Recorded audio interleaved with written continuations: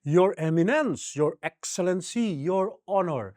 Magandang araw mga kaibigan, magkapet pandasal muna po tayo. Ito po si Father Nono.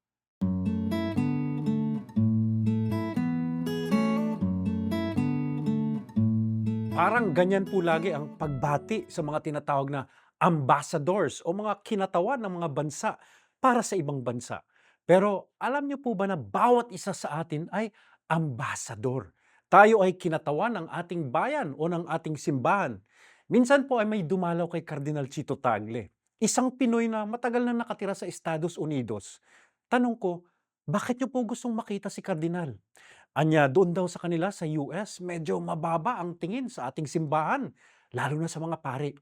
Pero mula nang napunta raw sa Roma si Kardinal at nakilala ng buong mundo, naging kandidato pa nga sa pagkasanto papa, aba, bumangon na raw, umangat ang estado ng mga katolikong paring Pilipino doon. Kaya nais niya raw makilala ang kinatawan ng mga Pinoy at ng simbahang katolika at sa kanya ay magpasalamat. Naisip ko po, oo nga. Sa ayaw at sa gusto natin, bawat isa sa atin ay ambasador, kinatawan ng ating bayan, ng ating simbahan, ng ating pamilya.